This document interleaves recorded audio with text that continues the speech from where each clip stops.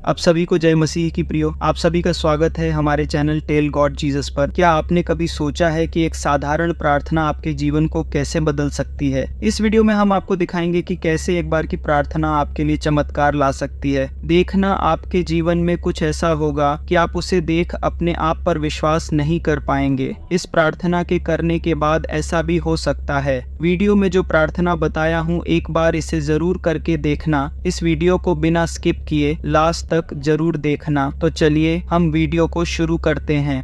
पानी की प्रार्थना एक अद्भुत अनुभव जो हमें प्रभु यीशु के साथ एकता का एहसास कराता है। जब हम पानी के साथ प्रार्थना करते हैं तो हमारी प्यास और आत्मा दोनों को शांति मिलती है और हम प्रभु यीशु के करीब होते हैं।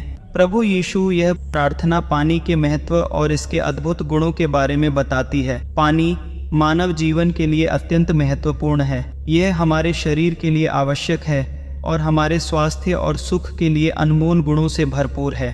प्रार्थना करते समय पानी के साथ जुड़ने से हमारी प्रार्थना और प्यास दोनों शांत हो जाते हैं और हम प्रभु यीशु के साथ एकता महसूस करते हैं। यह एक अद्भुत अनुभव अनमोल गुणों से भरपूर है। प्रार्थना करते समय पानी के साथ जुड़ने से हमारी प्रार्थना और प्यास दोनों शांत हो जाते हैं और हम प्रभु यीशु के साथ एकता महसूस करते हैं। यह एक अद्भुत अनुभव होता है जहां हम प्रभु के साथ संवाद करते हैं और उनसे अपनी प्यास बुझाने की विनती करते हैं। इस प्रकार हमारी प्रार्थना और प्यास दोनों शांत हो जाते हैं और हम प्रभु यीशु के साथ एकता महसूस करते हैं। प्रभु यीशु के साथ संवाद करें और अपनी प्रार्थनाओं को उनके साथ जोड़ें। प्रभु यीशु के नाम से प्रार्थना करने का अर्थ है कि हम प्रभु यीशु को अपने प्रार्थनाओं के माध्यम से संबोधित करते हैं और उनसे संवाद करते हैं। यह एक विशेष तरीका है जिससे हम अपनी प्रार्थनाओं को प्रभु यीशु के सामर्थ्य और आशीर्वाद के साथ जोड़ते हैं।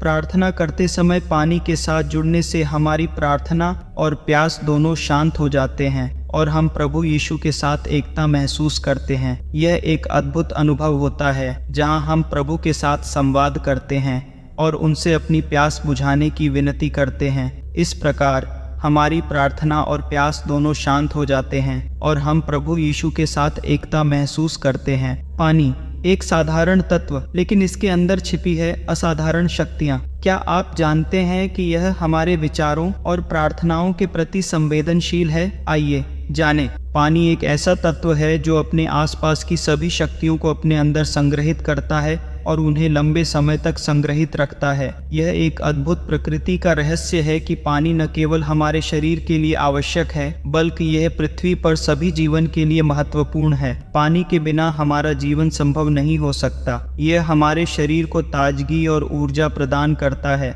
विभिन्न कार्यों में मदद करता है और पृथ्वी की संतुलन बनाए रखने में मदद करता है। वैज्ञानिकों ने पाया है कि पानी अपने आसपास के नकारात्मक और सकारात्मक विचारों को समझ सकता है और उनके अनुसार प्रतिक्रिया दे सकता है। जब हम पानी के साथ प्रार्थना करते हैं तो पानी में एक अलग प्रकार की ऊर्जा तैयार हो जाती है। वैज्ञानिकों ने एक प्रयोग किया जिसमें उन्होंने चर्च में प्रार्थना करते समय पानी रखा और देखा कि प्रार्थना के बाद पानी में कुछ अद्भुत शक्तियां थीं। इस प्रयोग से यह साबित हुआ कि पानी में कुछ अलौकिक ऊर्जा होती है। क्या आपने कभी सोचा है कि पानी केवल प्यास बुझाने का साधन नहीं, बल्कि एक अद्भुत ऊर्जा का स्रोत भी है? आइए इस प्रार्थना के माध्यम से हम पानी की शक्तियों को जागृत करें और उसके अद्भुत गुणों का अनुभव करें। यह प्रार्थना पानी के महत्व और इसके अद्भुत गुणों के बारे में बताती है। तो यह प्रार्थना हमें स्वर्ग पिता प्रभु यीशु के नाम से करनी है पानी के साथ। आप ऐसा जरूर सोच रहे होंगे कि यह प्रार्थना हम पानी के साथ ही क्यों करें। मैं आपको यह बता दूं कि पानी ऐसा तत्व है जो कि पानी अपने आसपास की सभी शक्तियों को अपने अंदर संग्रहित करता है और उन्हें लंबे समय तक संग्रहित रखता है। वैज्ञानिकों ने पाया है कि पानी अपने आसपास के नकारात्मक और सकारात्मक विचारों को समझ सकता है और उनके अनुसार प्रतिक्रिया दे सकता है। जब हम पानी के साथ प्रार्थना करते हैं तो पानी में एक अलग प्रकार की ऊर्जा तैयार हो जाती है। प्रार्थना करते समय आपको अपने मन को पूरी तरह से साफ रखना होगा और पूरे विश्वास के साथ प्रार्थना करनी होगी। प्रभु यीशु के अनुसार प्रार्थना करने के लिए आपको एक साफ गिलास में पानी लेना होगा और एक शांत कमरे में जाकर अकेले बैठकर प्रार्थना करनी होगी। यह एक आध्यात्मिक प्रथा है जो विश्वास के आधार पर अपनाई जाती है। प्रार्थना करते समय आपको अपने मन को पूरी तरह से साफ रखना होगा और पूरे विश्वास के साथ प्रार्थना करनी होगी। यह एक आध्यात्मिक अभ्यास है जो आपको आपके मन को शांत और स्थिर रखने में मदद करता है और आपको अपने विश्वास के साथ प्रार्थना करने की सामर्थ्य प्रदान करता है। प्रार्थना में हम अपनी किसी भी इच्छा के लिए धन्यवाद दे सकते हैं, चाहे वह पूरी हो या नहीं। यह एक आदर्श है जिसे हमें अपनी प्रार्थनाओं में अपनाना चाहिए। प्रार्थना हमारे मन को शांत और स्थिर रखने में मदद करती है और हमें अपने विश्वास के साथ प्रार्थना करने की सामर्थ्य प्रदान करती है।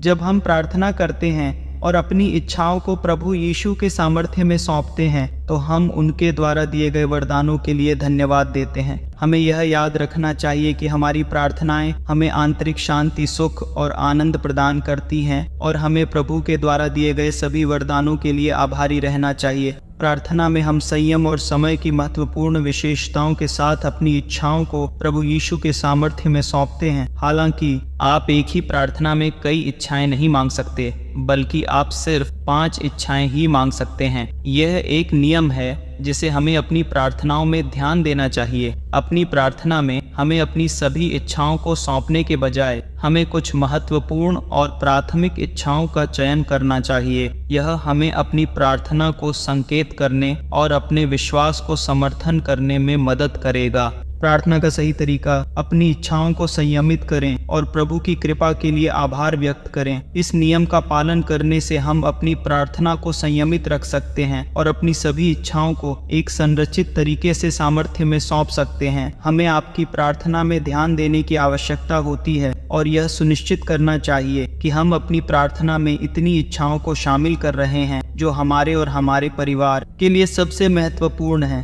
इसके बाद हमें धन्यवाद देना चाहिए क्योंकि हमारी प्रार्थना पूरी होने की उम्मीद होती है और हमें विश्वास है कि प्रभु यीशु हमारी इच्छाओं का पूरा करेंगे। इसलिए हमें ध्यान देना चाहिए कि प्रार्थना में हमें हमारी सबसे महत्वपूर्ण इच्छाओं के साथ धन्यवाद देना चाहिए और प्रभु की कृपा और सहायता के लिए आभार व्यक्त करना चाहिए। हमें यह याद रखना चाहिए कि प्रभु हमारी प्रार्थनाएं सुनते हैं और हमें उनकी इच्छाओं के अनुसार भलाई और संतुष्टि प्रदान करते हैं। प्रार्थना का सही तरीका: अपनी इच्छाओं को संयमित करें और प्रभु की कृपा के लिए आभार व्यक्त करें। प्रार्थना में क्या क्या बोलना, कैसे बोलना है, यह मैं आपको बताता हूँ। आपको प्रार्थना करते समय यह बोलना है: स्वर्गीय पिता, मैं तेरा धन्यवाद करता हूँ कि तूने मेरी सारी दुख हर ली और मुझे सुख शांति दी है।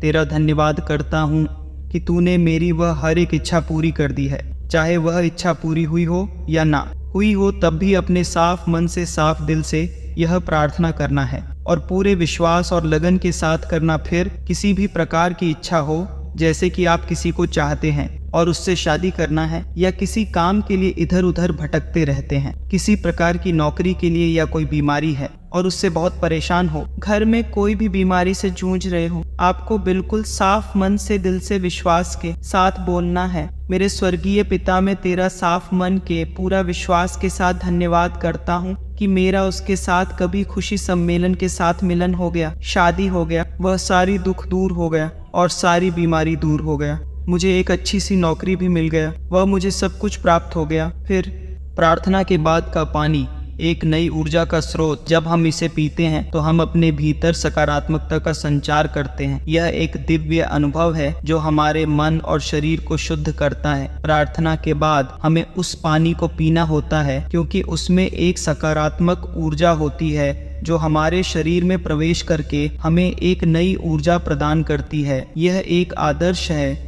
जिसे हमें अपनी प्रार्थनाओं के बाद अपनाना चाहिए। प्रार्थना हमारे मन को शांत और स्थिर रखने में मदद करती है और हमें अपने विश्वास के साथ प्रार्थना करने की सामर्थ्य प्रदान करती है। जब हम प्रार्थना करते हैं और अपनी इच्छाओं को प्रभु यीशु के सामर्थ्य में सौंपते हैं तो हम उनके द्वारा दिए गए वरदानों के लिए धन्यवाद देते हैं। प्रार्थना करने के बाद जब हम पानी पीते हैं तो हम उस पानी के साथ उस सकारात्मक ऊर्जा को अपने शरीर में आमंत्रित करते हैं जो हमें नई ऊर्जा प्रदान करती है। यह प्रार्थना के बाद हमारे शरीर को शुद्ध, प्राणिक और दिव्य बनाने का एक तरीका है। यह पानी हमारे शरीर के अंदर बाधाओं को दूर करने, विषाक्तता को कम करने और हमें एक नई ऊर्जा की अनुभूति कराती है। पानी पीने के लिए हमें ध्यान देना चाहिए कि हम उसे अच्छी तरह से साफ करें और उसे पवित्र बनाने के लिए धन्यवाद दें। हमें यह याद रखना चाहिए कि हम उसे प्रभु की कृपा और सहायता के लिए एक उपासना का हिस्सा मानें और उसे पीने के बाद हमें धन्यवाद देना चाहिए क्योंकि हमारी प्रार्थना पूरी होने की उम्मीद होती है। इसलिए प्रार्थना के बाद हमें उस पानी को पीना चाहिए ताकि हम उस सकारात्मक ऊर्जा का उपयोग कर सकें और एक नई ऊर्जा से भर जाएं। यह हमें शांति, सुख और प्रगति प्रदान करेगा और हमें अपनी आत्मा के विकास की ओर आग्रह करेगा। मैंने ये प्रार्थना आपको जिस प्रकार बताया है उसी प्रकार से करना है। आपकी वह सभी इच्छा पूरी हो जाएगी। यदि आपने अभी तक वीडियो को लाइक नहीं किया है तो वीडियो को लाइक करें, और क्योंकि उनके वचनों के ऊपर और उनके ऊपर विश्वास करते हैं तो कमेंट बॉक्स में आमीन जरूर लिखें। आप सभी को प्रभु आशीष दें और आप सभी की इच्छा पूरी करें। आमीन। फिर मिलते हैं।